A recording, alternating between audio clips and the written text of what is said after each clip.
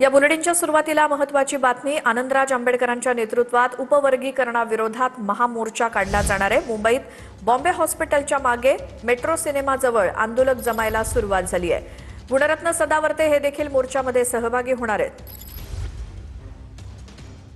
आमचे प्रतिनिधी कृष्णा सोनारवाडकर आपल्या सोबत जोडले गेलेत। उपवर्गीकरणाविरोधातला आजचा हा महामोर्चा, त्याबद्दल काय माहिती कृष्णा?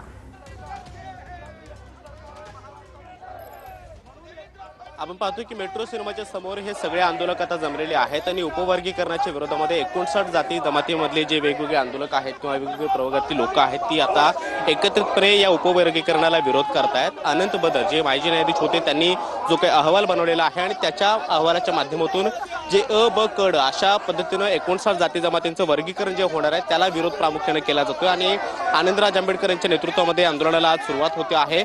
मेट्रो सिनेमाच्या चौकापासून आझाद मैदानाच्या मैदानापर्यंत हे आंदोलन सुरू होणार आहे आणि या आंदोलनामध्ये आनंदराज आंबेडकर यांच्यासोबतच काही लोकप्रतिनिधी सुद्धा सहभागी होणार आहेत, आमदार सहभागी होणार आहेत आणि प्रामुख्यानं हा अहवाल रद्द करून पुन्हा प्रामुख्यानं नव्यानं जी काही प्रक्रिया आहे ती सुरू केली जावी अशा पद्धतीची मागणी या सगळ्या आंदोलकांच्या माध्यमातून केली जाते आहे।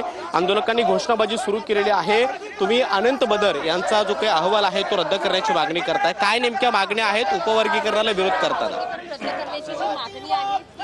उपवर्गीकरणाला आमचा विरोध आहे। भारतीय बौद्ध महासभेचा भीमराव आंबेडकर साहेबांच्या पाठीमागे आम्ही आहोत आणि हे उपवर्गीकरण झालं नाही पाहिजे, कारण या सरकारचं या 59 जातीमध्ये तेढ निर्माण करण्याचा प्रयत्न चालू आहे आणि म्हणून ही तेढ निर्माण होऊ नये, जाती जाती वेगवेगळ्या याच्यामध्ये वाटल्या जाऊ नये, त्याच्यासाठी हा आम्ही मोर्चा काढलेला आहे।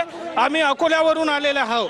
हे उपवर्गीकरण झालं नाही पाहिजे, रद्द झालं पाहिजे। काय नेमकी अडचण होते उपवर्गीकरणाच्या या सगळ्या प्रक्रियेमुळे? किती नुकसान कोणत्या जाती सगळ्या प्रवर्गांना होत आणि कशा पद्धतीची मागणी तुम्ही करता? उपवर्गीकरण झाल्यास कोणालाही एकसारखा फायदा होणार नाही, कारण एसटी मध्ये एकूण 59 जाती आहेत। म्हणून जर उपवर्गीकरण झालं तर हा नेमका म्हणजे कोणत्याही समाजाला फायदा त्याचा होणार नाही, म्हणून उपवर्गीकरण हे रद्द झालंच पाहिजे।